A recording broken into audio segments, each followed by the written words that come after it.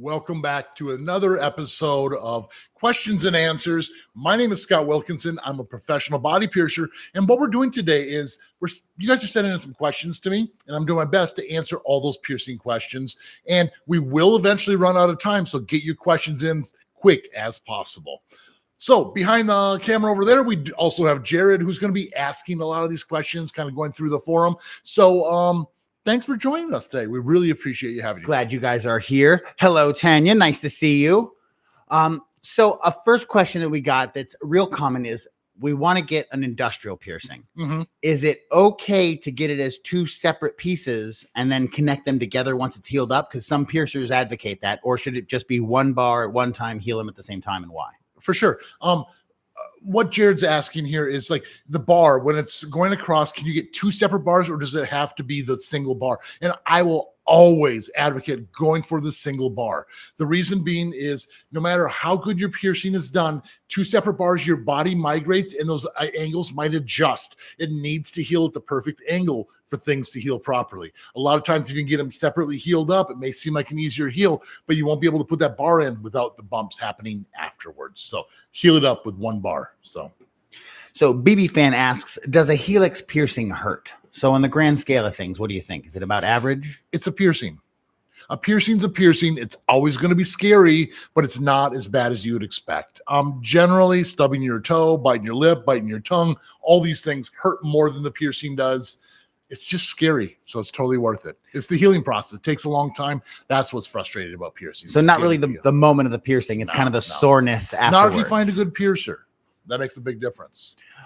Becky C says, hey, Scott, I love the plants in the shop. It's like a beautiful garden in there. Thank you. It's almost turning into a jungle. We have a bunch of different types of plants here, pothos and snake plants and philodendrons, and some aloe behind you there. Aloe, yeah, it's a little bit of everything. And when I first started my shop, we had white walls here, and it just seemed too sterile. It was a little tू much. And then I started doing the leaves, the plants, and it just took over, and it does have a great vibe. So thanks for noticing. I love my plants here too. So a really good question here from Emily Sakuma, actually, Sure. which I've not heard before. How long do you have to wait before you put a chain on a piercing? Like, so say I get 2 nostril piercings. Is there some period of time I have to wait before I can throw a chain on there? And by the way, nice chain, Scott. Yeah, I just added my chain not too long ago here. I'm loving it. It's really, really comfortable. The thing about chains is it's like there's a lot of little nooks and crannies for crusties to get stuck in there, and it's kind of a pain to get those cleaned out. So I don't like starting people with chains unless it's something separate where there's a separate top on there and the chain hangs off of that. But for something like this, there's a little jump ring and it touches the fresh piercing, so that could cause irritation and agitation. And then there's also the fact that the crusties are just going to get stuck on there. So I suggest having a fully healed piercing before you start playing around with chains. But and for a nostril, how long is a fully healed piercing? I would say a minimum of 2 months. So, yeah, 2 months out, there's no more crusties. It was time to start thinking. It's kind of a weird, when I say 2 months, that doesn't mean like I just got rid of my bump like a week ago and now it hit exactly 2 months. If it was just problematic, you need to wait a little bit longer. Make sure it's fully healed and comfortable. Don't push your luck. Even a couple weeks waiting can make a huge difference of having that bump or not having it. So, but yeah, wait till your piercings are healed up. That's the best bet.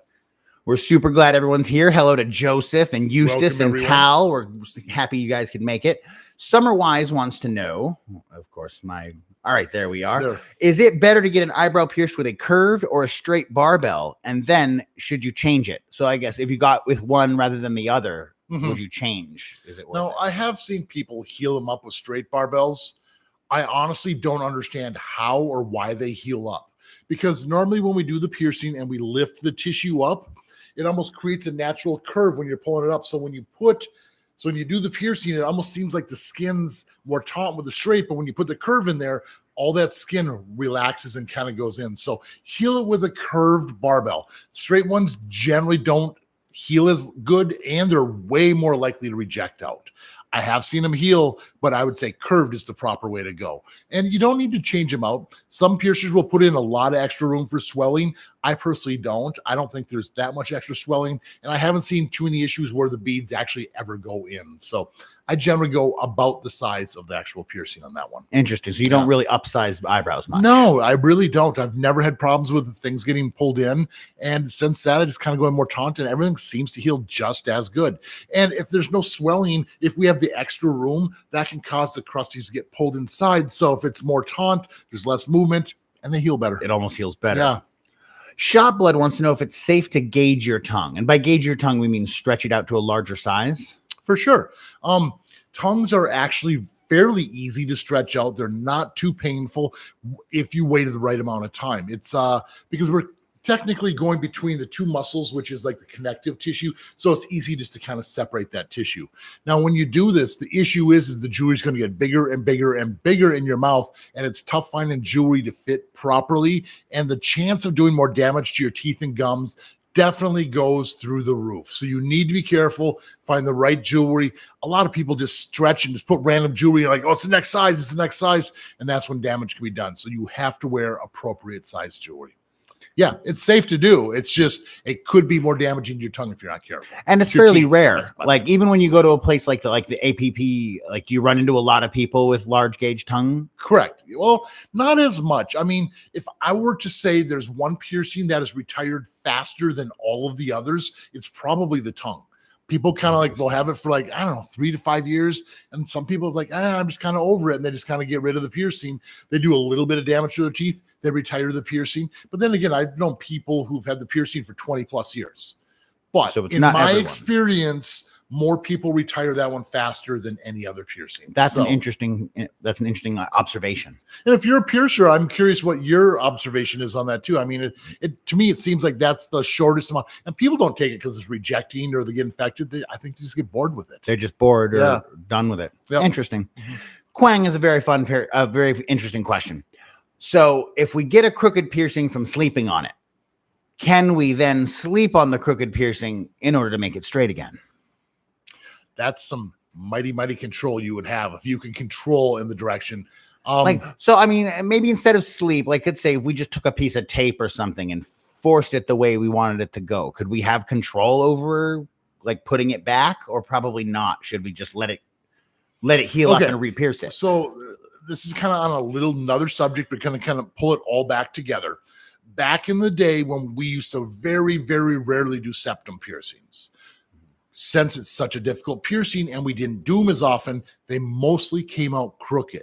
One of the secrets we used to always say, I don't know about but in the Midwest, we said this a lot, was like a Band-Aid. Like if you had a ring and you taped it more forward, you could almost re-angle the hole by taping it up for a couple of days. And kind of to straighten out from a fresh piercing, just kind of re-angling that initial hole. But a septum is much thinner and softer and different tissue than all the rest. Now, that being said, I don't know if that ever really worked, or maybe it was all psychological, but that barely worked. I can't imagine that would ever work for a cartilage piercing. Now, the only way you would be able to do this, if you were to do this, would be maybe with one of those silicone, like donut style no pull discs, because it's like a large disc and it's going to kind of hold it. And it's like, putting a larger disc might make it sit flatter, so you might be able to re-angle it. I see what you're saying. The jewelry would have to be tight and like causing it to force. So it's going to be tough, but it's not impossible for you to influence the direction that a piercing is growing. Correct. I've seen people manipulate their bodies in certain ways in order to get certain piercings. People stretch out certain parts of their body in order to get piercings. So it can happen. Not likely. If it's really crooked, start over. That is a lot of times people don't even realize it, but you can just retire something, heal it up, and get it re-pierced. Start over. Granted, it's a long healing process, but maybe this time downsize a little faster or figure out what the problem was. Maybe put larger discs on there so it doesn't do that right away. I don't know. Hello to Eustace and Raikia and Dev. Hi, guys. Athena wants to know what you think of tongue web piercings. Fan? I am a huge fan of tongue web piercings, and we're talking about, I imagine that the frenulum linguae, which is on the underside of the tongue, like that little web. There's also the webs in front of your gums and your lip called a smiley, or the lower part, which is called a frowny. Those ones can cause more damage, but the normal tongue web piercing underneath your tongue, generally not too problematic as long as it's not pierced too deep. So the only real concern is that the bead would come undone, and if you bit down on it, you could chip and damage your teeth. But other than that, it's a great piercing, fast healer, not very painful at all. Kind of a difficult piercing to do because my large hands have to fit inside your mouth to do the work, but we make it work. We make it work. Glad to see you here, Yaddy, and hello, Kamal. Dancing Leaf wants to know, why is it not possible to sterilize black colored piercings? Is that the problem with black jewelry, or is it something else? No, that's not true. You can sterilize the black jewelry, but titanium that is black has a PVD coating over the top. I can never remember the name of vapor deposition. I don't know what the P is. I can look it up. Okay, we'll look it up. But anyways, it's a coating they put over the top of the jewelry. And a lot of times they start with, if you had a 14 gauge barbell, they're going to put the coating over the 14 gauge. So what I found is that it's slightly larger than the actual 14. So it's almost like piercing and stretching, and it's not true to size. So I like to pierce with jewelry that is true to size. A lot of other times it's really difficult to find black jewelry that is coated, that is the right size, and internally threaded. Most of the time it's externally threaded, and I won't pierce with that as well. Now, the exception is if you got pierced with niobium jewelry, which generally is in the form of a ring because it's a little softer. They can do like a heat treatment, which will turn it black permanently, but it's more of a charcoal instead of a true black. And again, you can't add beads to this. It has to be a captive bead ring or a seam ring in order for that to work. So that would be what it was called. Did you figure that out, Jared? Yeah, it's a physical vapor deposition. It's basically, it's real similar to electroplating, which is what we used to do. And this was something that NASA did to cover parts. And it's fairly recently been acquired by the jewelry world. Gotcha. So that's why there's not a lot of info and there's competing opinions about it, is because it's pretty new in general. It's been around for a little bit, but I mean, in general, it can work. But I also know that a lot of times they put lower quality metals on the underside if it ever does come off. They say it's not supposed to chip, but I have seen some of them actually, PVD things actually chip off. Not a lot. Maybe it's not actual true PVD then. And I know they do them on like heart valves and other parts of your body, but I'm sure that, because that's the other thing, is if I just go on eBay and buy something and it says PVD, that doesn't mean that it necessarily really is. You know what I mean? They could sell me anything, and I'm just taking their word for it, essentially. Correct. So that's kind of part of the problem. So, great question. Thanks for asking that one. Yeah, the black jewelry's always been kind of nothing dangerous about wearing it. I mean, that PVD should protect it, but if it is chipping, coating, or flaking off, you need to get it out of there. Oh, yeah. Right. Tal says, hi, Scott. Hi. If I really want a vertical labret, should I pay for it? I'm so scared about the pain. Or should I go for it? I'm so scared about the pain. So basically, we're afraid of the pain of a vertical labret. Is that something we should be scared of? I'm not going to say no, you shouldn't be scared, because that's the natural reaction for getting any piercing. We're all scared, and that's part of the fun, that feeling of accomplishment, overcoming your fears. But I can promise you it's not as bad as you're expecting. Yeah, it's going to hurt a little bit, but probably biting your tongue or biting your lip would hurt worse than the actual piercing. You're going to be just fine. You told a story to me just the other day about a kid that came in and got pierced. How did he describe the pain? It was like, it didn't hurt, but it did a little. But it hurts now a little, but it really doesn't. Yeah. I think he was 9 years old. He got his earlobes pierced, and that was a super, super cool kid. And yeah, he's like, yeah, it kind of hurts, but it kind of doesn't, but it still does, but not really, you know? Yeah. And he was confused, and that's what it is. It's true confusion. You think you should be hurting when you're really not. So walking into a situation where you think it's going to hurt, yeah, it's scary, but you got this. It's not that big a deal. Yeah. You got it, Tal. We believe in you. I wasn't sure where you were going with that. Yeah, it's like, what are we talking about? What story did I tell you? Yeah, it's like something you said off camera. Vashiti says, I know both dermal anchors and surface piercings eventually reject, but is one more likely to reject than the other? Yes. I would say dermal anchors reject more likely than surface piercings do. Now, the thing is I've never seen a permanent dermal anchor. Yet I have seen permanent surface piercings. I myself had a surface bar on the back of my neck pierced for 12 or 13 years. I don't remember why I got rid of it. I think I just decided to take a bunch of piercings out, but it was in there and it was not going anywhere and it was solid. But as far as dermal anchors go, a couple years is the average amount of time for people to have them. Some people get lucky and have them for the 8, 9 years. I think 11 years is the longest I've ever seen for a dermal. Wow. Yeah. So anchors are super temporary, and you've seen surface bars be permanent, possibly. Yes. They're both extremely hard to heal. I'm not saying one's a better healer than the other, but I'm saying if you want a permanent, I think surface bars are the better option if you can get it to heal. Rita says, "Hi, Scott. Do you recommend a double nose piercing on the same side? What do you think about paired nostrils on the same side?" Absolutely. The piercing itself is generally a really, really fast healer. Once you get 2 on the same side, it's a little bit longer, but just a little bit longer for something that's still really quick is the way to go. Now, the other thing is it's nice to have both piercings marked and placed in the initial sitting, because if you get one, and if you don't tell them, they'll have to mark the other one further back or further forward. But if you can see both dots and see the jewelry right away, and you see the ultimate results, you generally take care of it better. And it's a faster heal because it's 1 heal instead of 2.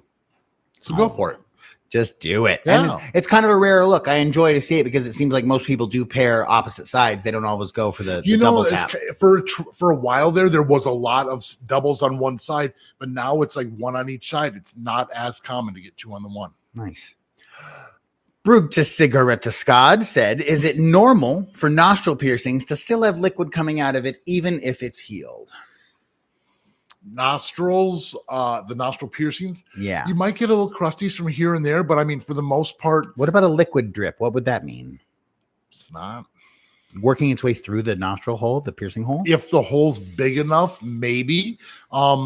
If you're piercing, if you're having an allergy, if you have a light allergy to your piercing, to the metal, maybe your skin's growing away from the metal, causing the hole to look bigger. And then, and if it's being irritated, you might get a little bit of that plasma and whatnot leaking out of there. So possibly a slight irritation, maybe change the jewelry. And, in general, it takes 6 to 8 weeks to heal up. Sometimes it takes several months. But if you've had this in there for 6 months and it's still kind of doing this, maybe change the jewelry. Maybe try a different type of jewelry. Maybe try titanium or gold or some other quality, a different style. That'd be my suggestion. Yeah. Ursula's Odds and Sods wants to know, on average, how big can you stretch your ears without losing or crowding out the second lobe piercing? My right ear is a 4 and the left is a 14. Is 4 too conservative, or you think just right to allow a second lobe to still coexist with it? I think you can get away with quite a bit. I mean, every person's earlobe is different, and the angle and the height and thickness and just overall size is going to differ from person to person. If one person's piercings are this far apart and the next person's even that far apart, just a millimeter difference, you can probably stretch quite a bit bigger because you're slowly displacing the tissue outwards evenly. Now, as time goes on, if you notice your ear starts looking like a shape like you're not happy with, maybe you would downsize and say that's the biggest I should go. But some people like the look of their ear coming out further, or the multiple piercings, or like the multi-flower shape. Mm-hmm. I mean, there's a lot you can do with it. So it's ultimately what you like. I've seen some people stretch the piercing so much to where the skin's so thin, it just basically breaks and their piercing just exponentially gets bigger. Granted, the piercing hole, when you take the plug out, looks a little weird, not as round. But I mean, it's what you like. Interesting. So it can actually eat into that second hole if it gets too close. They join and become the same hole. It actually happened to me when I was stretching mine, because I had multiple piercings. My earlobes eventually got up to like 2 3/8 before I had them cut. But yeah, there was a second hole, which I didn't wear jewelry because it was getting so close. And that hole started small and started getting long and stretching with my ear until eventually it just kind of broke and became part of the ear. Interesting. Yeah. So the options are endless. Yes, Eustace just wants to know how many piercings you have. Probably around 20. I haven't counted recently, but generally it's around the 20 is what I wear. I've been pierced probably over 400 times, and that's not including play piercings, suspensions, energy pulls, all that stuff. So is all. So that's when I pierced myself and put jewelry in and wore the jewelry. Over 400. Is over 400 for actual like wearable piercing. Yeah, I've had like a dozen or so on each eyebrow. I can't tell you how many tongue piercings, how many nipple piercings. My throat's been pierced so many times, called a Madison piercing. Yeah. Caitlin Moore is here. Nice to see you. She's a body piercer and tattoo shop owner from Granite City, Illinois. Hey, nice Caitlin. to see you here again. Welcome. Rurzy wants to know, of course, I'm losing my place. There we are. How much experience would you call someone a good piercer? Because I'm wanting to get some piercings, but I'm worried about getting a bad placement or bad expertise, which is a real concern that I don't think people think about. Well, I've seen piercers who have been doing this for 25, 30 years who are terrible piercers. I've seen piercers, for instance, my apprentice, who's just, a little over the 2 years and he's just piercing people now, has as much knowledge as I do. Like, if someone has a question, I can fully trust him to come out and talk to that person and relay it. So it really varies. I mean, it depends on how busy they are, what their training was like. But I would say a couple years into it, they can be a pretty darn good piercer. So if you're, say, like obviously here in Las Vegas, you have all the options in the world, but say you were somewhere smaller, how would you go about researching a piercer and deciding if someone was going to do a good job for you or not? Look at their portfolio. Check out reviews on Google or Yelp or whatever it is. Talk to people who Yeah, you see someone around in town who has a piercing. Hey, who does your piercing? And just ask around, and people will gladly tell you who their piercer is. Everyone seems to be proud if they find a good piercer and like, oh, they're my piercer. You got to go check them out, and they'll probably even give you a business card. So that's right. So yeah, so recommendations are huge. Excuse me. Yeah, absolutely. So they can be not super well into their career yet and still be a phenomenal piercer. Trust that, they show you the dots. You should look in the mirror and don't just assume they're the professional. They know exactly where it's going. If it doesn't look natural, ask them. I would rather someone ask me, say, hey, this eyebrow piercing, shouldn't this be way further in, or shouldn't it be a different angle, or would this look funny with my glasses? I'm like, oh, let's move it around, because you're wearing it. There's no real right or wrong as far as the way things look, but you have to be happy. And if you're happy, that's what's right. So be involved is going to also help you get the Thank piercing you. Yeah, that's the easiest way to say it, is be involved. Don't let them say, oh, trust me, I got this. Let me freehand it. Let me, you're not going to see anything going on here. You're not going to, I trust me, I got. No, you're wearing it, Right. Would you trust me to dress you for the day? I mean, we would, but then we see how you dress. So. Yeah. My shirt would probably look mighty big on a lot of people. Jim in Apabo wants to know if you can go in chlorinated pools or oceans after a piercing. Yes and no. Not for at least a month. These piercings are technically an open wound for about a month. And if you go into a lake, river, or ocean, you're just asking for it. I've seen people get staph infections, which is a trip to the hospital. Now, as far as like pools, hot tubs, things like that with chlorine, those chemicals are really, really going to give you many steps backwards to the healing process. I have seen extra irritations. I don't know if you could get really a staph infection from a pool, but I don't know if I would risk it. So the only piercings you can really go swimming with, in my opinion, would be nipple piercings and navel piercings. If you put a Tegaderm or waterproof Band-Aid over the top. It's really tough to put waterproof Band-Aids over the ears or facial piercings. So that's like the only ones you could really kind of do. Now, if you go swimming, keep your head above water, but be careful that it doesn't get splashed on. Because you are playing with, possible germs in an open wound. Yeah. Como wants to know, why do lip piercings get so swollen? It's a really good question. Any oral piercing, tongue piercings, they swell up. I wonder if it has to do with food, if something gets caught up in there and the body repels it, because that's what your body's doing, is it's swelling to get the foreign object out.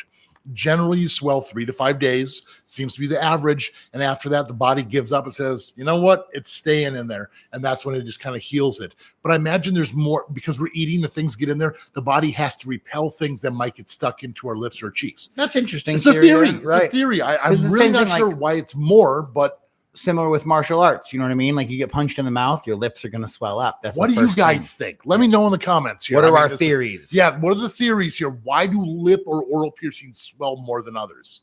That's my thing, is the body has to repel it. All right. Let us know.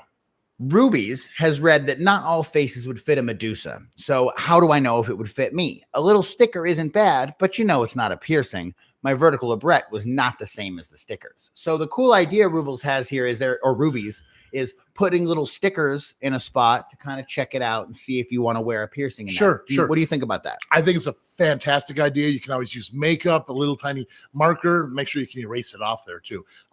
But now you're saying Medusa. Not everyone can wear a Medusa.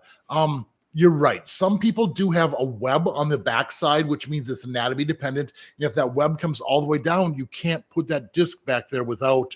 You mean if you pull out your upper lip? Yeah. So you pull that out and there's going to be that little web under there. Sometimes it comes all the way down and makes it so you can't really get it pierced. Not super common, but it does happen.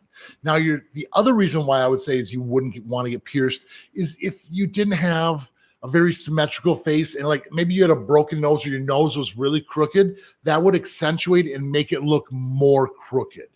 That's what you need to look at. I mean, if you kind of understand what I'm saying, it's like it might be better to do them in row or something that's going to be more asymmetrical if you have a crooked nose or an offset lip to not accentuate that more. Right. You got to kind of balance things out. So even if you put that sticker on your lip and you're like looking in the mirror, don't just look at that small little area right there. Look at your whole face. Does it look right on your whole face? Not just your lip. That's what I would say is the biggest determining factor on whether someone should or shouldn't really get it. Is a symmetry issue. If you have a crooked nose and you still want to get pierced, I would still do it, but that would be something to consider. To consider. That's one of the things that you might not think about. I hope that helps. Excellent. Tegan 3 weeks ago told us about getting some bangs on their double helix. Now we're at 5 months, typically slower with healing, but the bumps have decreased a lot. So wonderful. I'm glad to hear that. Patience is the key here. Ella wants to know what size flat back should they get for a lobe and a conch? Is there a standard usually? It's a really good question. I think the standard would probably be a 4 millimeter at this point in time. I remember back in the day, we used to always use 5 millimeter discs, but I think more people did damage to their gums than their teeth.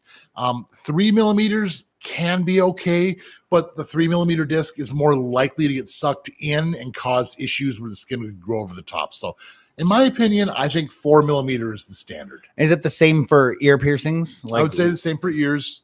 Yeah. Just basically that's a size small enough, but not going to get sucked in. In my opinion, the only times I ever use smaller discs would be like for forward helix, where I'll use like a 2.5 or a 3 millimeter disc on the back, just so it doesn't stick out and it's not as visible. And then also for nostrils, I don't like to have huge discs on the inside. It's just too obtrusive and uncomfortable. Sierra Lace has had an industrial piercing for 2 years and it still hurts. Is that normal, or could it be the type of jewelry that's in there? Maybe the angles or placement? So many factors. It could be the jewelry's too big, too long, or too short. It could be that the jewelry's pressing in it and your ear's being contorted and it's not going to ever allow it to heal. I don't know if you have bumps on there. Maybe it's because you're sleeping on it. You wear helmets, hats, things can press up against there. Like Jared said, if there are two different angles and you're forcing things to kind of happen, it probably won't heal either. So the easiest way to check with the different angles after 2 years is just unscrew one bead and kind of take it out. If it seems like it sits at a completely different angle when you take it out, keep in mind gravity of the weight of the jewelry can cause that too. But see how it sits naturally. If it naturally wants to go up to here and the other one naturally wants to go that direction, yeah, you're probably not going to heal it up.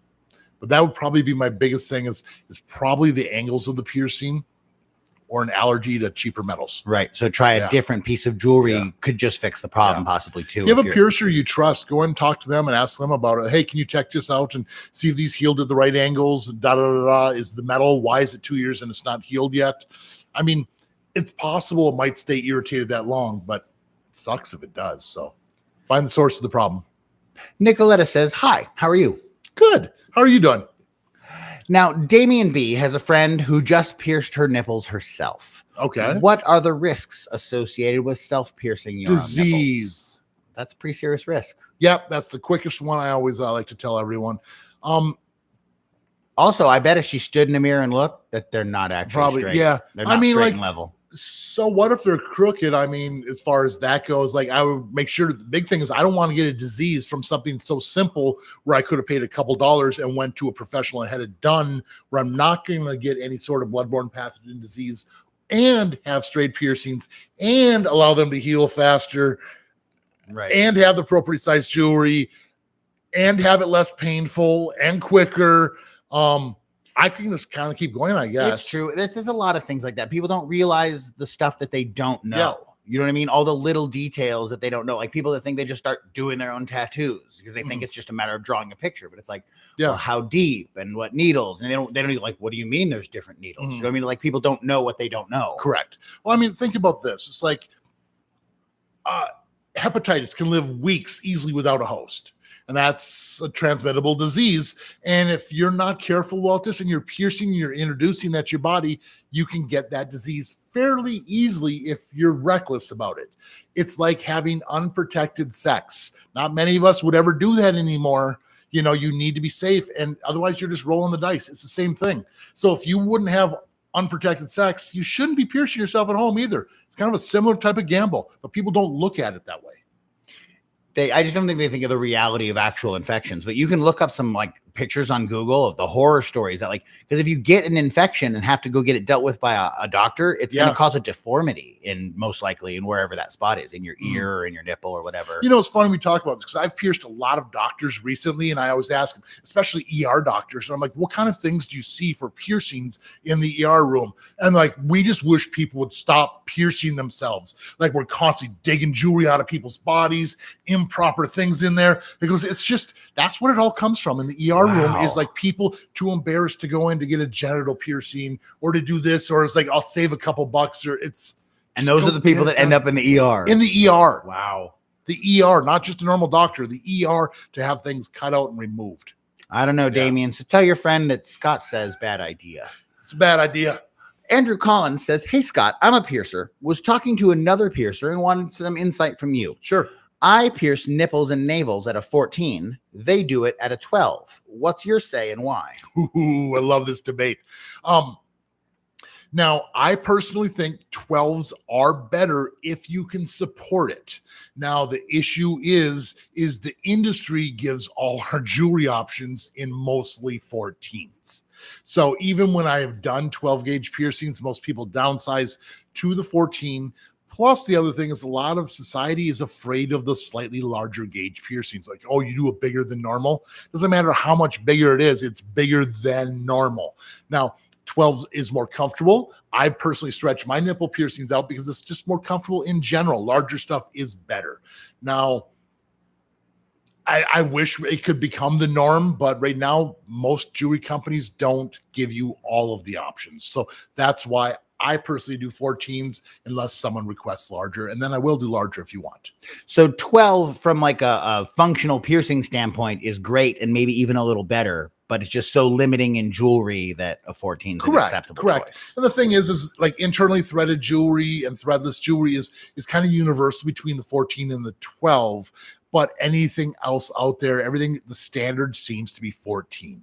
If more jewelry companies really push the 12s, I would go 12s, but if there's no tops available, then what do you do? Yep. All right. It's a great question, though. Like, I prefer bigger, but most of my clients want the 14s. Now, Agnes says, hello, I've had a Helix piercing since January, and I was wondering if it would be safe to change the jewel if there's still crusties that form there on the regular. So it's been a long time, but we're still getting crusties. Is it okay to change? If it's mostly healed and you just get some crusties now and then, yeah, you're probably okay to change. But if it's a lot of crusties, it's sore or doesn't seem healed, definitely wait longer. And if you change and then it starts acting up, switch back, right? Correct. Like, for instance, nipple piercings are going to be healed in probably 4 to 6 months, but crusties can last a year to 2 years. That doesn't mean you can't change your jewelry for 2 years.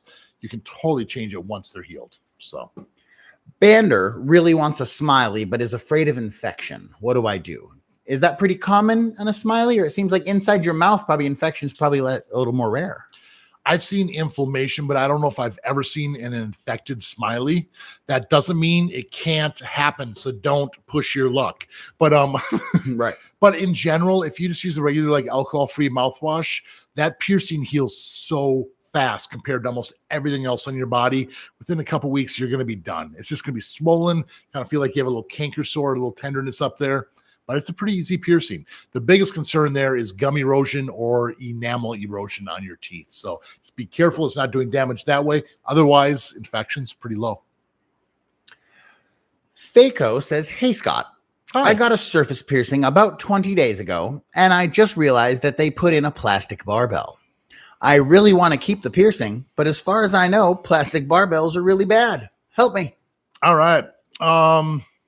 Curious where your surface piercing is on your body and what kind of plastic they actually put in there, because there is Tygon, which is like IV tubing, which is actually safe to get pierced with, but it's a high maintenance thing where you're going to need to have it changed out every couple of months. So if they told you you need to come back in and have it changed out every couple of weeks, a couple of months, that would be Tygon. There's also PTFE, which is kind of like a harder plastic. Some claim that it's safer to pierce with, but I'm generally not a fan. I just use that for retainers for like a temporary fix, like for an MRI, CAT scan, things like that. It might be too late already if you 20 days ago. I don't know if you would be able to get a surface bar put in there, if the surface bar would even work. That's why I said it's hard to say. It depends on where it is on your body, but piece of plastic, it's going to be tough to heal up. And if it is caught early, is this something where we could just put a different, or a piercer could put a different barbell in, or is it more like a new no? piercing? I pierce things slightly differently for surface bars than I do for like a curved barbell. Like for a surface bar, I try to angle it and like kind of follow and then back up. With a normal curve, I just kind of go straight through. So when it goes back, it has that natural curve. So if you have a natural fistula curve like this, and you're putting something with 90-degree uplifts on the end, you're trying to force new angles. Right. The wrong shape through the wrong shape. I just have never had any luck trying to put surface bars and curved barbells after things are established like that. So Sophie says, hi, Scott. Hi, Sophie. I wore cuffs on my lobe piercings for about a year, and now the holes are sore when I wear regular earrings. Should I just let them heal up, or is there another option? You wore the ear cuffs, like the ones where it goes through the hole, but then goes around the helix. Okay. I'm not sure why they're getting sore. I mean, because you should be able to wear just a normal earring stud. And if it's because the holes were smaller and you have to stretch them to get them in, just leave them in for a day or two and the ear will restretch and be comfortable at that size. So find some comfortable jewelry, some normal labret jewelry, flat disc back, and something that's not too short or tight. And wearing that for a couple of days should bring it back to normal. I can't imagine that something like that wouldn't even close up on you, honestly, if you've had it for a long period of time. So just find some comfortable jewelry and wear it for a couple of days and you should be back to normal. Cool. That'd be my suggestion. Yep. Cyan Aquino wants to know, how do you get started piercing? An apprenticeship. You need to find a piercer, a mentor, someone who can teach you the ways of the puncturing of the body. Yes.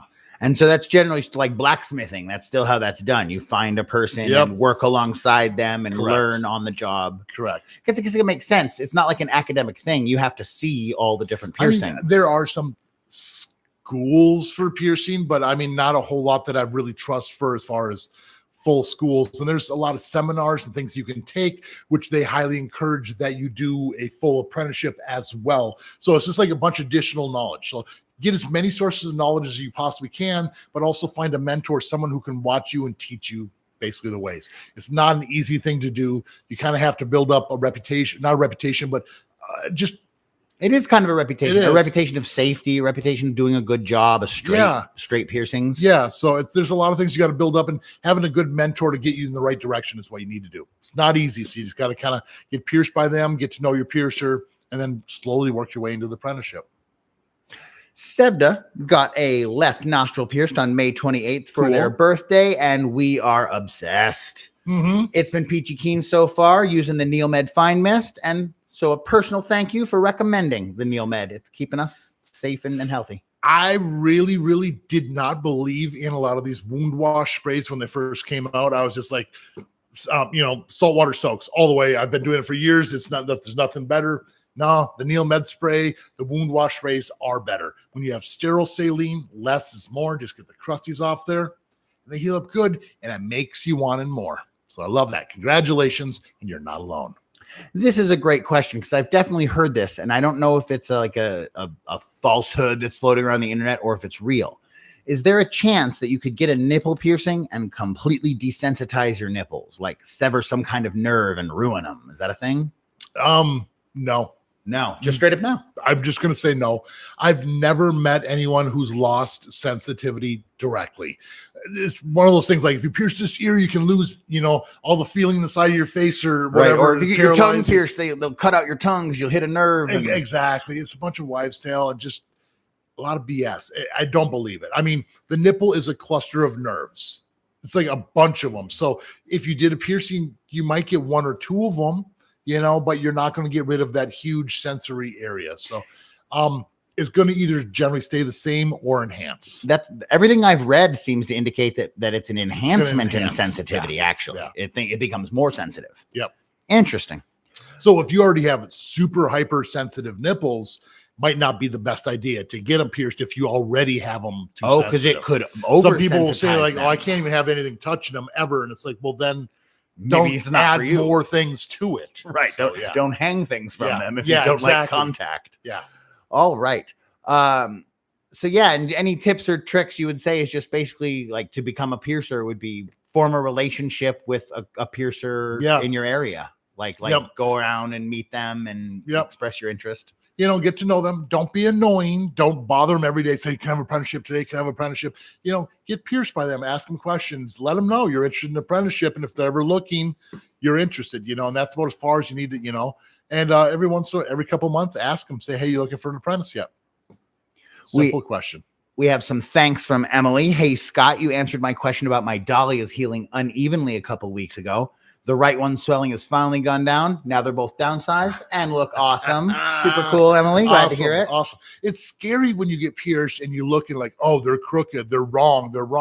And it's like, no, things need to settle. Things have swollen. And so if they look good on day one, they'll look good when they're healed. All right. Lisa says, love your videos. Hello all the way from Ireland. Hi, Lisa, and thanks for watching. And hello, everyone in Ireland. Victoria says, hi, Scott. I hope you're doing well. I got my second lobes pierced yesterday, and I want to get third ones soon, too. How much time do you suggest I wait before getting them done? I love this question because a lot of people get pierced and immediately want to do more like the day after or the day after that. But keep in mind, swelling lasts 3 to 5 days. So if you just got your ears pierced and they're swollen and you go to pierce right next to it, your tissue's distorted, so they might not heal in that perfect right angle. So I like to at least have the swelling gone down as much as possible. So you're saying you'd pierce through that swollen part, and then when the swelling goes down, it's crooked now. Yeah, because your tissue wasn't in its natural state. It may look good when it's swollen, but what we were just talking about, the cheeks swelled up and they were all crooked, and then they went back. Mm-hmm. Well, what if we pierced them when they were straight, and then the swelling goes down? Then they're crooked, so that's why I suggest wait till the swelling's gone down. And also if your ears are extra tender and you're piercing right next to it, it'll make it a little rougher situation. So wait till these ones feel good and there's no swelling's gone down. Yep. All right. We know you're excited, but it's better to wait, Victoria. Patience. All right. Tanya says, my phone glitched. I have a nose piercing that's a year old. It healed well, no infection, but sometimes I get a tiny irritation bump. Mm-hmm. Are there any suggestions to get rid of it? And if it's a recurring bump, what could be causing it? Lots of things can cause a recurring bump. If the jewelry is too loose or too tight, probably more on the too loose because there's a little bit more movement and then the irritation can happen. Do you wear glasses, sunglasses that might fall down and bump and hit on it? Do you once in a while catch a towel on it and yank on it and then forget about that and the bump happens a couple days later? So all of these things are irritations. A lot of times tightening up your jewelry or getting the appropriate size jewelry can solve that problem. And watch out for towels. Towels are the enemy. Always the enemy.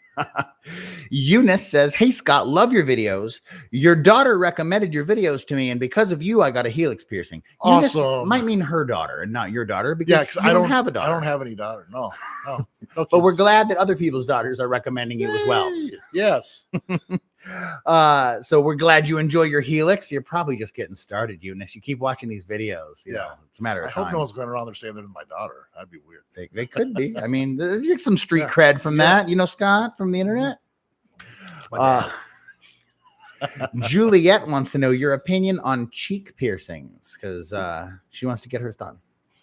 I think they are beautiful, but I will not perform them.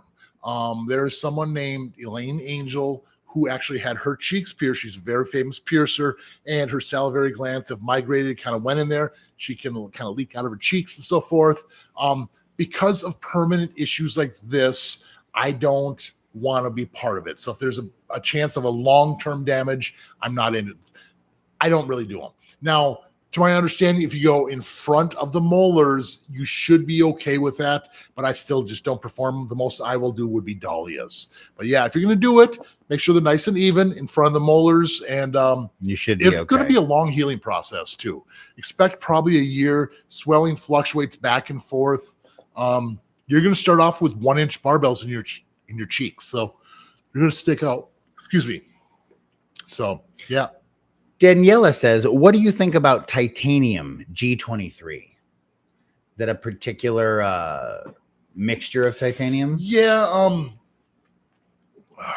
I wish I had more specifics for you here, but there's different grades of titanium. I believe G23 might be the European grade of titanium. And here we use ASTM F136, which is another weird. And then there's commercially pure titanium. Yeah, it's the same. So implant grade titanium G23, also known as ASTM F136, also known as TI6AI4V ELI. Okay, then it's the best one, in my opinion, to be using up to date. There are other biocompatible metals that can be worn in the body, but this is the best one that we can use to date, which is lightweight. It's colorable. People don't have reactions to it, and it will just last the test of time. Resistant to body fluids, nickel free. All I use in my shop, besides 14 karat solid gold or better, or the niobium, which is also on the periodical table of elements. Niobium is actually more pure than the titanium, but the niobium is generally too soft to really tap or put threads on there, so it can only generally be used as a ring. So. Okay. And I also generally like the coloring better for the anodizing of the metals with niobium than the titanium. The niobium colors are a little bit more vibrant and a little bit brighter. Yeah. Interesting. Mm-hmm. So we're fans. It's good titanium. Yes, I am. Rebecca B wants to know, have I been going too fast with my piercings? I've gotten 12 of them in the last year, but 10 of those 12 were fast healing ones like lobes, tongues, and a VCH. Okay. I've also only experienced piercing bumps with one of the 12, and I discovered it was because I needed to downsize. All the other piercings have been healing just fine. What do you think? So even if this healing's going successfully, is one a month too much, or is that possibly okay? It probably is okay. Some of those piercings you're talking about take 6 to 8 weeks to fully heal up. A lot of times they feel healed after a year. As long as you're healthy, you should be able to bust through those healing processes. And if you're listening to your body and you're not having problems, you're not getting sick, there's no bumps, totally fine. Just keep listening to your body. There's going to be a point where you just do it and you're going to overdo it and piercings will swell up and a bunch of them will get irritated. And that's normally what happens because when it rains, it pours. So just be careful you don't overdo it. Ethereal Goddess is having some problems with her piercer. Okay. I got my high nostrils pierced and my piercer used corkscrews. Mm-hmm. It's super uncomfortable and it really hurts, but they won't change it out for labret posts. Why? Anyway, I can convince them to switch it out. And she adds that it swells a lot too. So I don't know why they'd use those corkscrews that are not really allowing proper swelling. I don't know why they won't put those in. I personally won't even use the nostril screws, nostril L's in that area. Mm-hmm. And I do put them so you have the extra room for the swelling initially.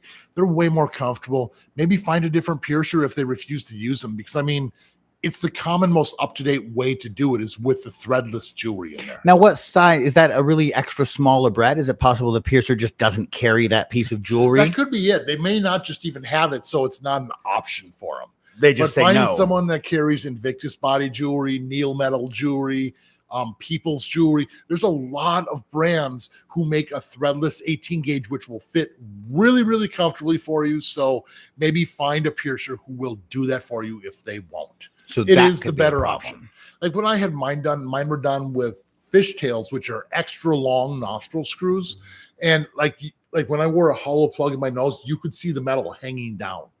But I don't know. I thought it was the only option. I wore it for years. And once I put the threadless in there, I'll never go back. Never. So it's a better option if you can find someone. So yeah, it's possible your piercer just doesn't carry that. It's easier for them to say no than to order one. Mm-hmm. So maybe they don't know any better. Maybe they don't really know. It's possible because we were talking earlier. You learn from an apprenticeship, so your mentor. You only know what your mentor knew. A lot of people get trained by tattoo artists too. Okay, so and you don't mean that as a bad thing, right? Are you saying something bad about tattoo artists? What are you saying? I'm not saying anything bad about tattoo artists, but I don't know. It's like having a normal physician train someone to be a dentist.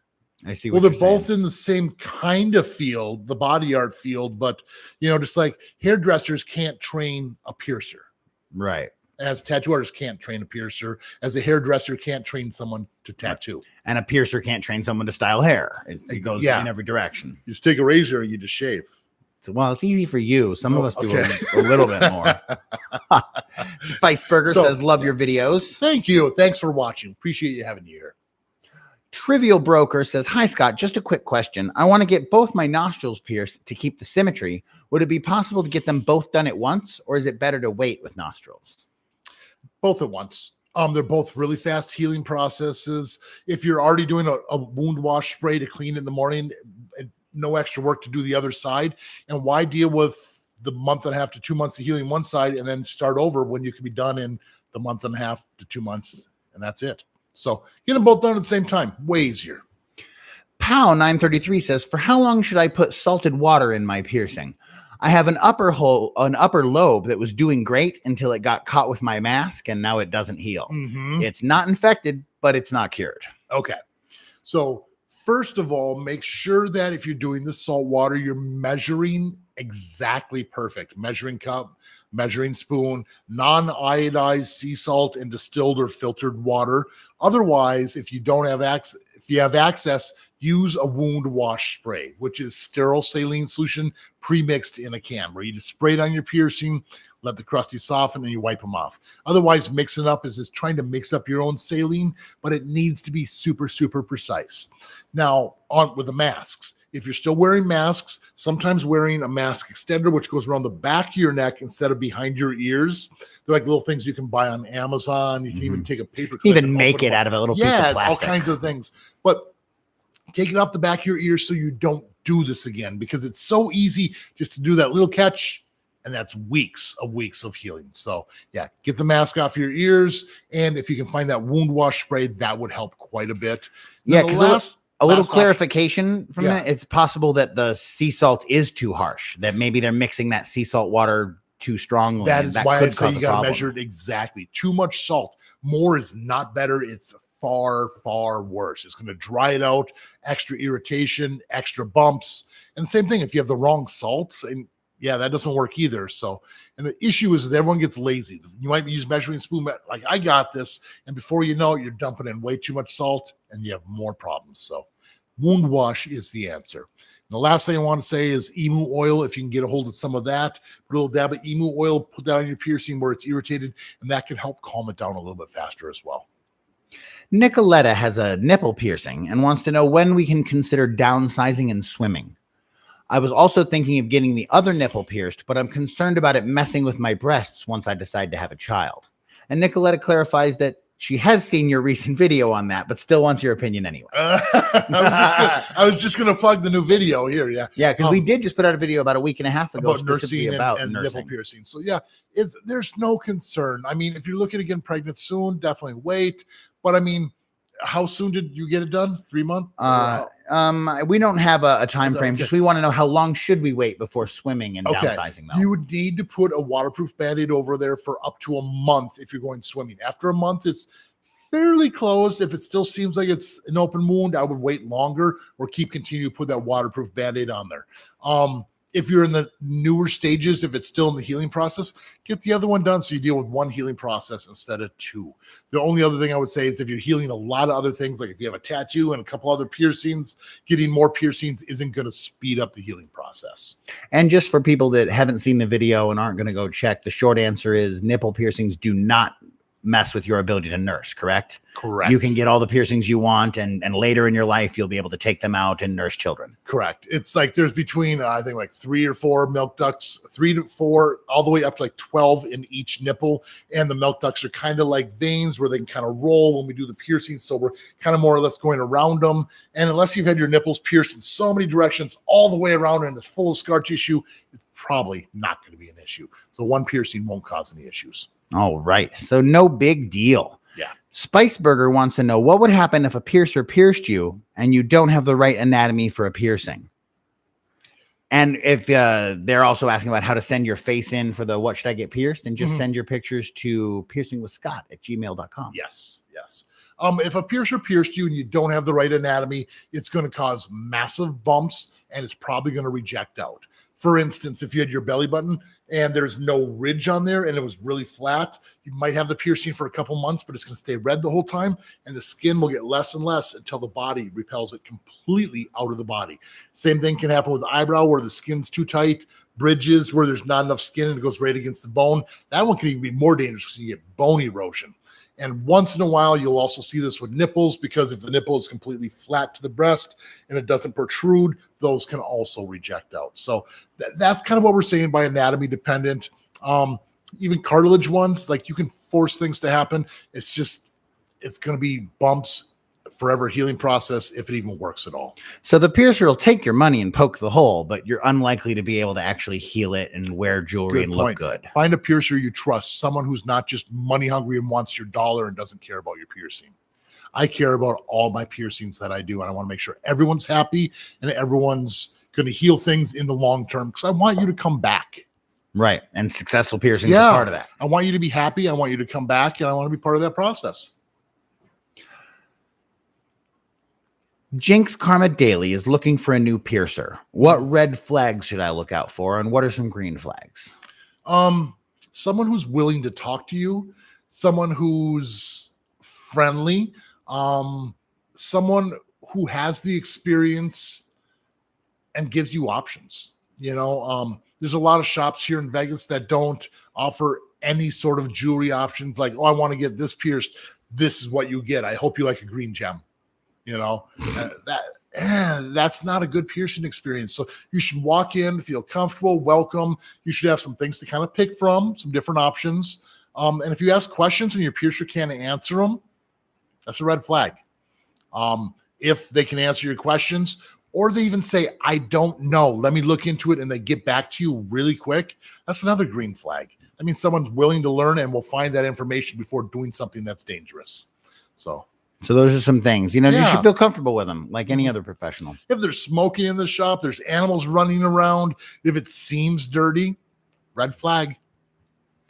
Sierra wants to know, out of all the cheek piercings you've seen/done, how many have been successful in the long run? I really want to get it done, but the horror stories keep pushing me back.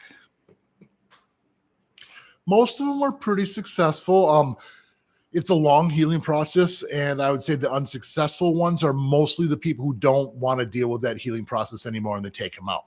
Now, a success story can also mean that you healed it up long enough to get the dimples you're looking for. I have seen people do this piercing because they don't want the piercing, they want the scar.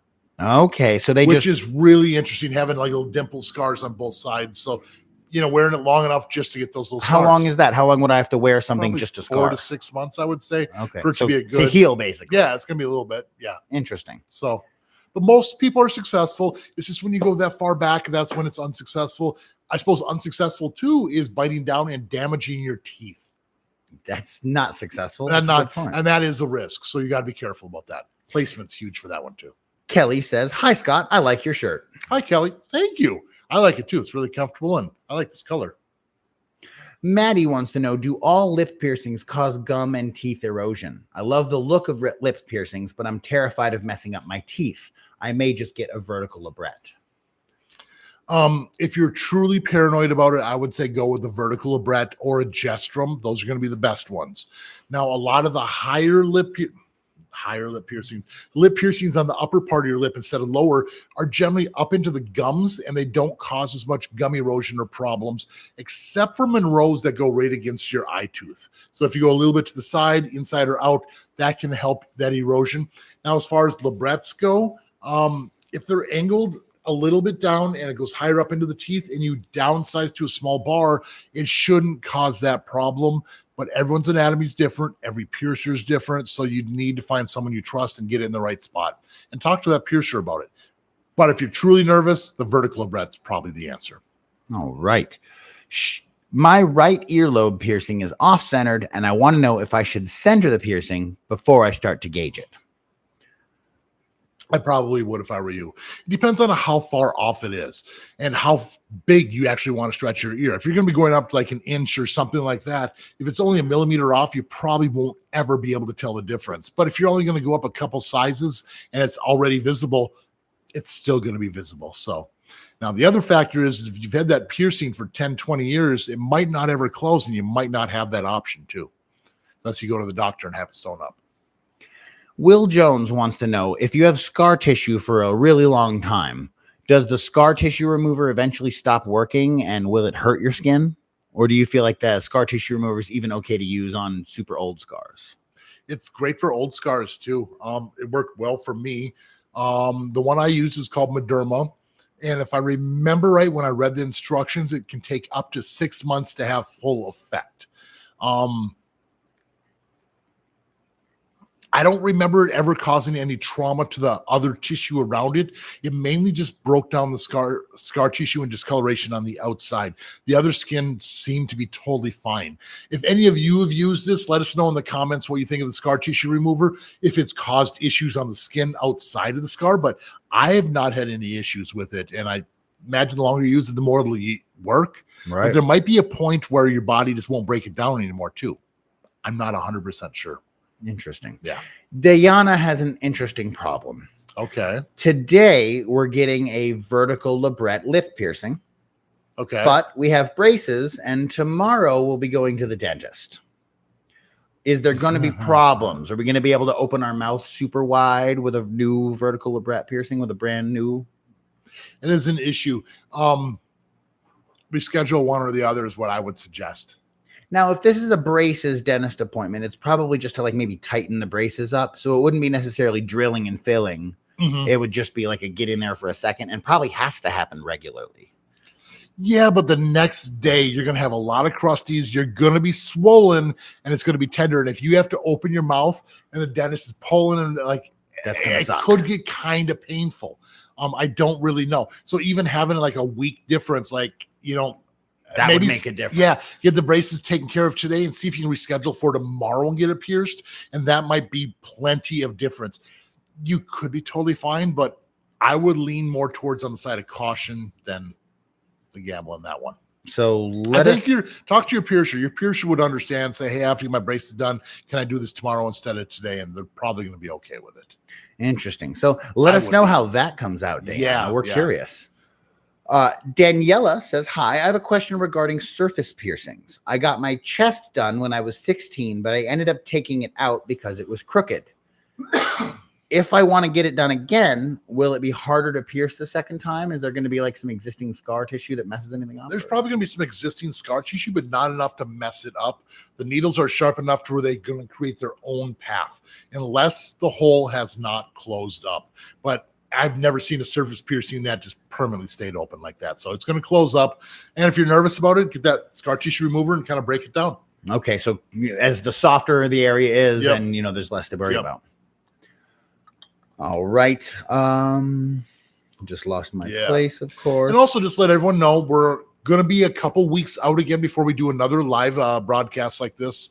APP is coming up, Association of Professional Piercers, and I am working on trying to get a bunch of content for you guys. I'm going to try to do I'm going to try to interview a bunch of body modification artists, jewelry manufacturers, other piercers, just a bunch of stuff, and try to get as much information and get some other people on the show for you guys as well. So if you're a piercer and you're out there, definitely come say hi to me. I'd love to meet you. I'd love to put faces to some of these names. And we'll I don't know. I probably kicking myself in the foot right here, but I might even try to do some vlog stuff. Nice. You know, just kind of like put out like some daily or every other day, some things that I've seen, you know, it's just because I'm gonna be walking around with a camera all day. Let's give you guys some extra, like that could be cool. I wish you guys could all see this. This is only for piercers, but it's this huge conference where all the biggest piercers in the world get together, and we have classes. We learn about aftercares, anatomy, problems, you name it. And then on top of that, all the jewelry manufacturers, so we get to see all the new stuff. Everyone stocks up on their jewelry. So yeah, so no matter where you are, you might find that your piercer might actually be out of town that same week because they're all at the same place here in Vegas. They're all here together. They're all here. I got my horizontal eyebrow pierced, and it was done with a curved barbell. I've always had problems with it. Red, irritated, crusties. Should I get a flat surface bar in it, or could it be rejecting? It could be rejecting. It's a surface piercing, and you don't have that surface bar in there. So I have seen them healed with curved barbells. It's pretty rare. And if you've had it for a while, the hole is already established, and I don't personally think you would be able to get a surface bar in there and allow it to heal without causing it to reject much, much faster. So do your best to keep with what you have is probably the best bet I can give you. Maybe getting some higher quality jewelry in there if you don't have some titanium or, you know, some good looking stuff in there. And if it doesn't work, get it re-pierced with a surface bar initially. That's the best way. But you wouldn't really be able to cram a surface bar into the existing hole. I've had no luck with it. I've had no luck trying to get surface bars in existing curved barbell piercing holes. Just makes sense. It's a different shape. You're just trying to put a U into a straight line, and it doesn't work. Will Jones wants to know if it's normal for nose piercings to not be symmetrical. Is it normal? Yeah. These are one of these red flags we were talking about earlier. Yeah. If it's crooked and it bothers you, take it out and redo it. That's the best advice, because if it bothers you now, it's going to bother you forever. Right. And just deal with it now instead of later. And these are the kind of things that we talk about when we say an experienced piercer. They're going to have that eye to match things up perfectly. These are why you don't do it yourself in the mirror. Correct. It's because it's going to be crooked. You're going to even if the dot is right on the outside, if the angle's off, it's going to make it still look really, really crooked. So you got to be careful about that. And yeah, it's as far as like getting it straight, it's not an easy thing to do. It's probably one of the most difficult things to mark for a piercer, is like doing a nostril on each side, because your nose is not totally symmetrical. The angles are different, and like trying to get it balanced to your face. I put a lot of dots on people, and it takes me a long time, but I won't do it until it's right. And I make sure that they're happy and I'm happy, and then we go from there. So if you don't like it, Will, get rid of it and try again. Yeah. Ed Stevens wants to know if a surface piercing would work in the pubic area, because they had an anchor that they lost after 3 months. So a dermal anchor didn't stay. Do you think a surface piercing would? Okay. Yes, it could. They said the pubic piercing or pubic area, because there's a big difference there. A pubic piercing is basically where penis shaft meets the body, and there's that little crease, and a lot of times we're going to be using a large gauge curved barbell or a large gauge capped bead ring in there. Now, if you're doing the tissue above it, kind of where the pubic hair is, like a surface piercing, then you can use a surface bar, and you have a much higher chance for that to heal up, as long as there's not too much movement in that area, depending on the actual placement. So if it's the actual pubic piercing, no, you can't wear a surface bar there. You're going to want to use the curved barbell. But if it's vertical or sideways in the pubic area, then a surface bar would work. Kind of confusing. Athena Lockhart says, I pierced my own septum when I was 13, and it didn't hurt at all. It's healed pretty quick. Okay. I've had it for 8 years now, and it's been shrinking aggressively over the past year. Should I be concerned? So what happens when we do a piercing? If you use the proper piercing needle, or even if someone used a safety pin, it's the same concept. We're not really removing tissue. You're making a crescent incision, pushing tissue off to the side, or making a small hole and just stretching it out. Now, if you don't have jewelry in there, the natural state is going to try to shrink back and go up to that size. So for it to shrink up, yeah, that's pretty normal. A lot of times, even earlobe piercings, have them for years, and you take them out for weeks, and they're tight going back in because they have to re-stretch to get back in there. So totally normal. Now, Succubus has some fully stretched lobes, and flew, and now we're getting flaring and oozing. Is that common? Does flying in airplanes cause piercings to act up? There's a different altitude, so there's a different pressure on there. If your piercings are already tight, you might notice a little bit of extra tightness and whatnot. I don't know if you notice, but sometimes your ears pop when you're flying from the different altitude and the pressure changes. So it's not a huge amount. I have heard of some people bleeding a little bit more from fresh piercings on planes. So it could be similar. Yeah, it's a little bit different.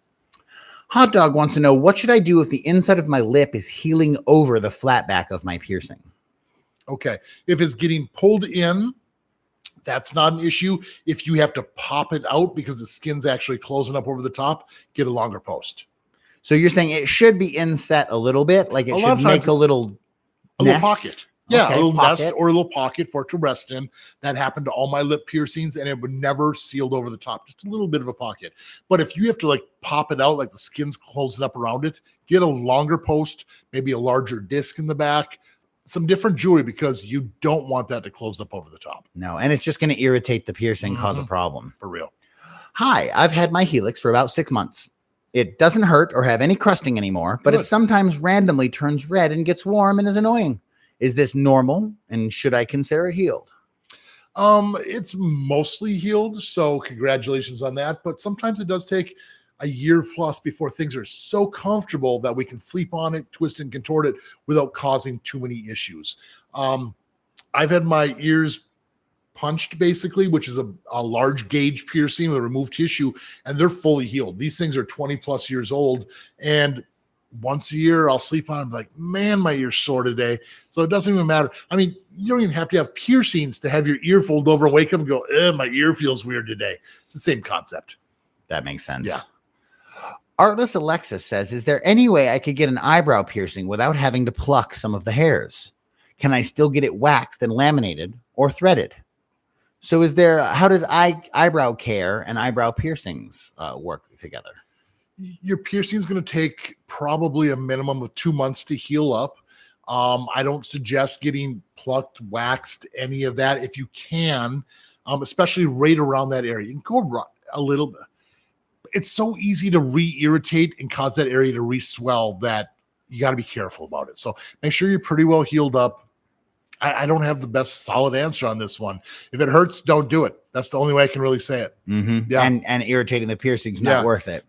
Eyebrow piercings can reject out, so you don't want to cause added irritation. Like if you almost are healed and then you start waxing or start pulling things out and it gets irritated, your body might say, nope, push it out again, and then it causes it to reject. So be careful. Grace says, hi, Scott. I had my Rook pierced last August and I love it. I've been having trouble with it as it's not fully healed. I just wanted to know if this is normal. So we're about 9 months out and it's still giving some soreness. Is that okay for a Rook? Maybe. We ultimately want it to be healed by now, but it can take up to a full year for most cartilage piercings to heal. If the bar is way too long, that could be an issue. If it's the wrong metal and that could be an issue. Earphones, things that kind of press up against it, sleeping on it at night, that can prolong the healing process. So it is normal for it to be a little sore, but just kind of baby it. And hopefully you're doing the wound wash spray on there just to clean it if you get the crusties still. What is a realistic healing time for a second lobe piercing? I keep hearing different things. Kind of a trick question because it depends on how high up your second lobe is. The closer you get to the cartilage, the longer the healing process gets, the more problematic it becomes. If it's just pure lobe and just soft tissue, 6 to 8 weeks is the average healing time for most lobe piercings. Annoying fan wants to know if there's a way to tell whether your jewelry is stainless steel or titanium. A magnet, right? Is the first way, because a magnet will stick to the steel. No, doesn't stick to either of them. Okay. Weight. All right. That's tough. Can you anodize it? That doesn't work for a ray. Titanium seems very light for its size. Steel seems a little heavier. Yeah. You got to call your piercer, figure out where you got your jewelry from, and ask them. I don't really know. I mean, I do, because like if I had a 14 gauge half-inch ring and a 14 gauge half-inch in titanium, I can feel the difference, and you can, the weight, but that's not helpful. By itself, it's so hard to tell, especially if you're wearing it. Titanium, the steel tends to be a little bit brighter, shinier, right? It has a little bit more of a shine, but I mean, you could have a dull polished steel and a high polished titanium. The titanium might look more like steel than the steel at that point. Right. So it's really, really hard to say. If it was ever colored or anodized, it's minimum niobium or titanium because you can't color steel. But steel can be coated. So if I could go to like Spencer's and buy a red piece of steel with some paint on it, I think. Paint is different than coated. Yeah. But they don't know that. That's what I mean. Like we're teaching them how to identify. Yeah. Yeah. It's tough. It's really tough. So Shundine says, hi, I have 2 high earlobe piercings, which is centered in the middle of my side ear, and it's right next to each other. And I had it over a year and it's not healing correctly. What should I do? This is exactly what we were just talking about.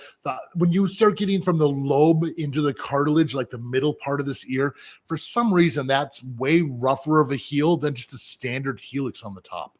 I'm not 100% sure why. The cartilage is a little bit more dense. Maybe it's the spot of your ear that hits the pillow first, but it's a long, rough heal. The Jaybird says, hi, guys. Big fan. Hi, thank you. I have the anatomy for a UFO, but I can't find anyone in my area who's done it before. Should I wait until I find someone with more experience, or should I trust someone on their first time for this? If the piercer is very experienced, like 10 plus years, and they want to go for the UFO, that's enough experience to be able to pull something like that off. Maybe less than that a little bit, but I mean, if they're 2 years in and it's like, yeah, I want to give it a shot, it's probably not going to work. Because if your angles are a little wrong, it won't heal. Little tiny bit, because these are 2 weird angles in a very untraditional. You have to have the vision to be able to see this, and it's not easy to do. Here, let me put it this way.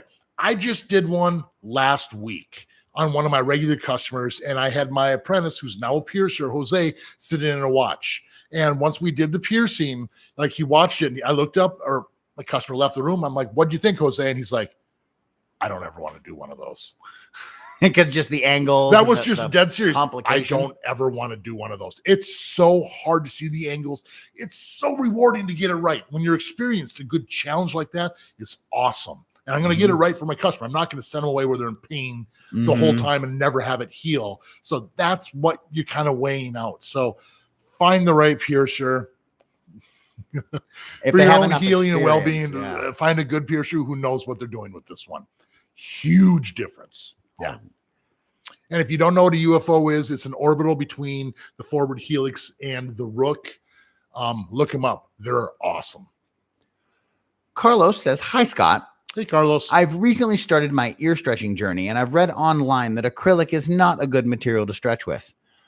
I know acrylic is bad to keep in the body in the long term, but would it be okay to use an acrylic taper to stretch with and then right after switch to the titanium jewelry? Okay. Or is it better to use a titanium taper, or tapers in general not the way? Okay, so I don't mind using a taper as a tool, not a piece of jewelry. I am not a fan of people who use a taper and put it in their ear and wear it as jewelry.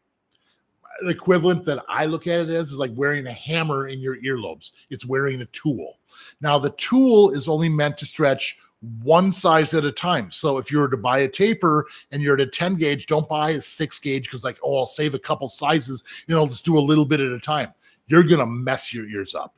Mark my words on that one. So one size at a time. And if you can buy a metal taper, it's going to be way more smooth, way less traumatizing to your ear, and easier to lube up compared to the acrylic taper, which is kind of porous, actually. I wore acrylic back in the day, and I didn't have problems until I did. I think it's one of those things where you will develop problems over time. So in general, if you could just stick with a glass, that's a great thing to stretch with. Sometimes stone can work really well as long as it's true to its size, or the titanium or steel is another good way to go about it. But don't wear the acrylic tapers. Take your time, probably 1.5 to 2 months between each stretch. And once you get to 00, stop using tapers. Start using the Teflon tape and a nice gradual stretch. Hope that helps. That's a good, solid answer. Absolutely. Brooke is planning on getting a conch piercing sometimes this week, and maybe a bridge also. Any general advice? Get your conch piercing done with a stud or a barbell, not a ring. And as far as what else, conch and what else? And a bridge. And a bridge. You have to have the right anatomy. Don't force it to happen if you don't have the anatomy. If you feel right here and the bone's right on the edge of that skin and there's not enough loose tissue, you're going to cause bone erosion. So the right anatomy, a good piercer, and take your time with those dots. Make sure they're straight. I'm sorry I skipped you, Andrew. I promise I'm trying really hard to answer every single question. We're trying here, guys. More of a comment. I was in Vegas in March, and I wish I'd come across you at that time. Love your videos from Chicago. Thank you. I wish you would have too. Next time you're in Vegas, come say hi. Chris K says, I had my nipples done 2 months ago, and I plan to stretch. How long until I can stretch them? And how long after the stretch can I wear rings, which is the actual end goal? Okay. Nipples done 2 months ago. Probably give it, I would say 6 months minimum before you even think about stretching. Probably even closer to a year. Generally, when you take the nipple bars, if you were to pull down or out a little bit, if it seems like the bar's loose enough where it spins, or you can almost see that gap behind it, you're ready to go to the next size. You can always buy the 12 gauge bars or even stretch with the rings if you wanted to. So have some 12 gauge captive bead rings. And when you're in the shower, just make sure they're nice and loose. Take those bars out, see if the ring just slides into place. If it does, there you go, you're stretched. If it doesn't want to go in naturally, give it a little bit longer. It shouldn't really hurt. So it is okay to go straight to the rings after the stretch. He doesn't have to wait for the stretch to heal and then move to the rings. Did they have their nipples pierced 2 months ago? Yes. Yes. Done 2 months ago. So they plan to stretch. So yeah, give it at least 6 months before you even think about stretching, sometimes up to a year. And yeah, you can stretch with the rings if you want. Cool. Once, depending on how big you go, the rings will start causing weight and a little rougher healing process. You might eventually want to go to plugs or barbells again. If they got too heavy. But yeah. I like wearing rings in mine. Cool. Titanium. They're lighter. Levin wants to know, is it normal for a helix to bleed after you've had it for 5 months? No.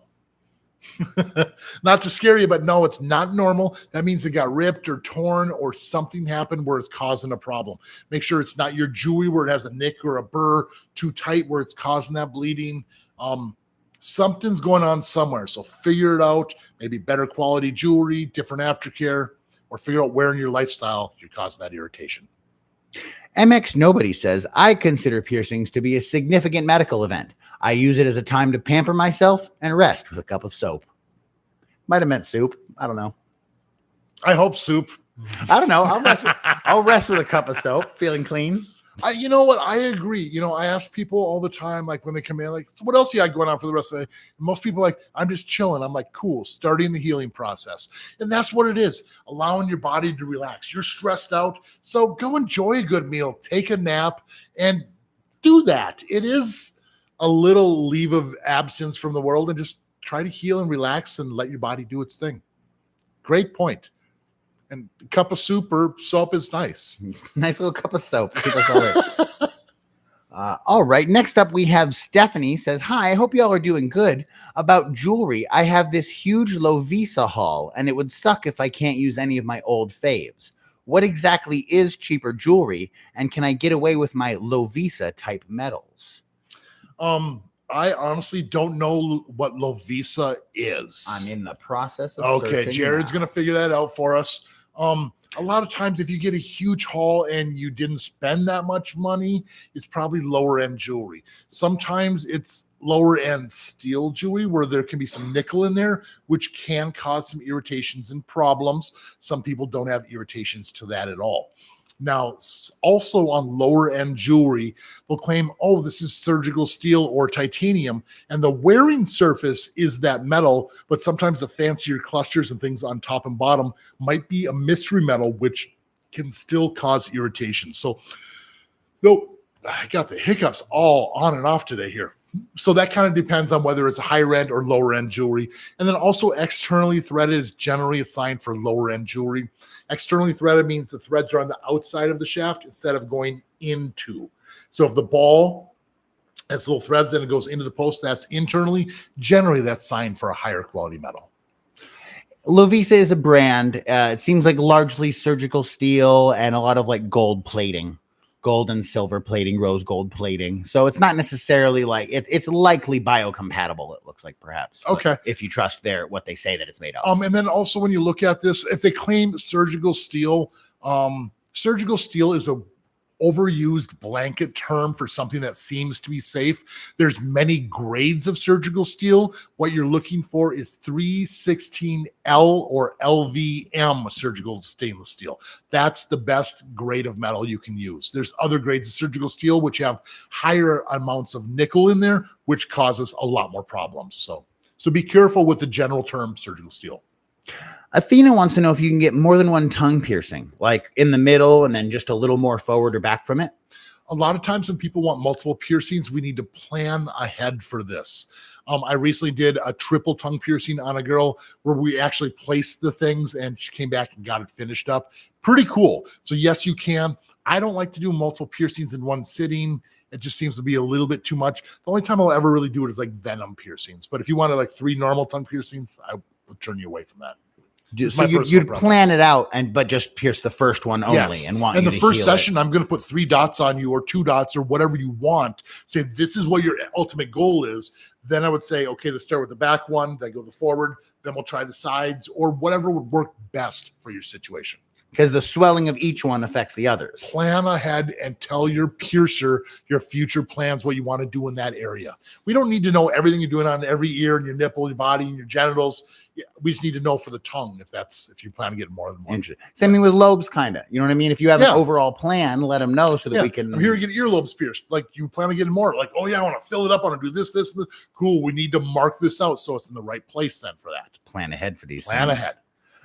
Kidder Katao says, hi, Scott. I got my septum pierced 2 weeks ago, and I wanted to say thank you for the tips you gave me. It made me feel a lot more confident when getting it, and it's healing well. From the Netherlands, greetings. Congratulations. I'm glad you got it pierced, and I'm glad I was able to help you out.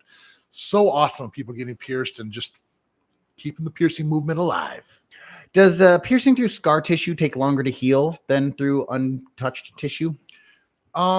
I think it's kind of a yes and no answer. In general, I think there's more blood flow to some scar tissue, so therefore they can heal a little bit faster sometimes. But if it's an area that already has a lot of blood flow in the scar tissue there, it might impede it a little bit too. So it's kind of a yes and no. For cartilage, I think they heal faster. For other parts of the body, maybe not.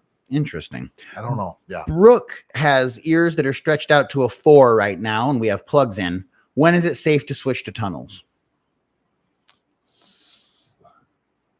Plugs to tunnels. Okay. At a 4. Once you've stretched to that size and you feel comfortable with it, you're probably fine to change to those tunnels. Sometimes it only takes a week or 2 for things to relax enough where you can take it out and put the new ones in. Brooks 2 Beauty has a fairly serious problem, it sounds like. Okay. My Christina piercing ripped a little. It looks like it's hanging on a thread. My piercer just ignores my messages. I asked for advice. Keep cleaning it, take it out, get a smaller bar. Take it out. It's about 2 or 3 years old. So you just got to bail on it. You said if it's hanging on by a thread, it's never going to get better and it's just going to rip out eventually. So if it's already come that far out, take it out. That's the best. If it's just a little tiny bit and you can adjust the bar, cool. But if there's no tissue left, take it out. Take it out. Because it might be possible to re-pierce it in the future once it's healed up. But if it's come too far out, you might not be able to get it re-pierced as it is. But it's going to be less of a scar if you take it out now than if it rejects all the way out. Will Taylor says, hi to you, Scott. Just wanted to say thanks for the info you gave a few months back. Finally got a nose and double helix and just a little irritation bump to deal with 5 weeks in. Sometimes it comes to the territory. It's not what we want, but as long as you attack it properly and you don't over-irritate it, the bump will go away. And congratulations on your new piercings. Hello to Katie. Thanks for your input and helping share with the community. We love that. Yan says, hi, Scott. I got an eyebrow piercing like 4 months ago, and I recently found out I'm allergic to surgical steel piercings. If I change the jewelry to titanium, will it stop crusties? It will help. You still might be in the healing process, and because you were allergic to it, it probably impeded that, so it might take a little bit longer. But you need to change to that titanium and life will get way better. You'll probably see a huge difference within a day, sometimes even hours. How do you know when a piercing's ready to be changed? Once the swelling's gone down, if you need to downsize, definitely get that shorter bar in there so you don't do more irritation to your piercing. If when it needs to be changed or wants to be. Yeah, just when it's ready to be. Just like, how would you know in general? Generally, when you're done with crusties, it seems healed and you kind of forgot about it. Every piercing can have a different healing process, different length. Like earlobes are generally about a month and a half, 2 months. Cartilage can be 6 months to a year. Belly buttons between 4 months to a year. I mean, there's big windows, and a lot of depends on lifestyle and how it feels and how it looks. We are coming up towards the end of our time. We're going to ask a few more questions here to try to get them in. Alexandra says, I got a Helix for more than 6 months, and I change it to a ring after 3 months, but sins them, and I have a bump, and sometimes it's small, and other times it's bigger, even if I clean it. How do I get rid of it? Go back to the stud. So take that ring out and go back to what you got pierced Sometimes with. It's... If you get the bump, the stud doesn't move around. The reason the bump's there is because the ring is twisting, contorting, lifting up and down. The stud won't do that. So put the stud in there, and I bet the bumps will go down. And once the bumps go away, give it another month or so, then try the rings again. Then you should be fine. Leslie says, Happy Wednesday. Happy Wednesday to you too. I got my nipples pierced about 3 weeks ago, and it looks nicely healed so far. And I want to change the jewelry since my bra pushes on the longer bar and it hurts. Is it okay to downsize after 3 weeks? It's a little bit early. I would say give it another week or two if you could. A month is generally about the earliest I would downsize anything that's non-oral. Okay. And that'd be the earliest, and that's only if it's causing problems. But that pressure from the longer bar could cause trouble, right? Yes, it can. So it's kind of it's a little early to be changing it, but if it's causing issues and you need to, definitely do that. But if you can wait another week or two, that might make a big difference too. While we're on the subject, we have a couple more piercings. Are nipple piercings just for women? No. I hope not. Uh-oh. So yes, everyone can enjoy nipple piercings. You know, back in the day, it was 50-50 with all piercings. I pierced, 50% guys, 50% girls. It's back and forth. And now it just, I don't know. It really doesn't matter. It's all over the board. Some days a bunch of guys, some days they're like, it's all women. So not something you have to worry about. It doesn't matter. I pierce more women than guys, but it doesn't really matter. Now, Kaylin has had her nipples pierced since August of last year, and they're doing great. Awesome. Do you have advice for changing the jewelry yourself? Yes. Clean your piercings right before you change it. If you can almost get the water in there, or like even soap sometimes. I don't suggest getting soap inside the piercing, but if you're fully healed up, it's going to lubricate it so it moves it back and forth nice and easy. You're able to take the other one out and slide the new one in. Or you can even take one bead off and butt the jewelry up to it and push the other one out with that new piece of jewelry. So that way there's always something in there. But don't take your jewelry out, go shopping, and then try to put it in later because it will close. It'll shrink up in that Even if it's time. Healed, 5 or 10 minutes, they start closing on you. Just a couple more questions. I feel bad for everyone that we missed today, but we will have to catch you on the next live stream. Brad saw your video on angel fangs and fell in love. Right on. We were wondering, how likely is it, if you have the right anatomy, for those angel fangs to reject out and leave scars? And are they going to leave scars even if they don't reject out? They're going to leave scars regardless. Any piercing can leave a little tiny dimple or whatever mark, and that's on an upper lip. So if you have the right anatomy, it probably won't reject. That's what having the right anatomy means. If we're forcing things to happen, that's when they can reject out. So. And our last question for the day comes from Gaz. Hey, Scott, love your videos. Thank you. I got a PA last week, and there's still a little pain when I walk. When can I expect that to subside? Okay. Once the crusties stop, that's when generally that pain should subside. But I want you to check your jewelry too. Make sure that if you have a circular barbell where there's 2 beads on there, make sure the bead's screwed all the way in. Sometimes if there's a little tiny gap in there and that gets pulled into the piercing, that could cause that extra irritation and uncomfortable. Sounds terrible. I can see Jared wincing over there. Make sure there's not a scratch or a ding in there. Make sure the jewelry's the appropriate size. You should have 2/3 of the ring showing, 1/3 inside, unless you have the curved barbell. Keep those crusties off there. That's the best thing I can suggest to you. So, all right, we're winding up right there. Thanks everyone for sending your questions. Thank you for tuning in. If you're not subscribed, hit the subscribe button, hit the like for us, and of course, keep putting holes in your body. We'll see you all in the next video.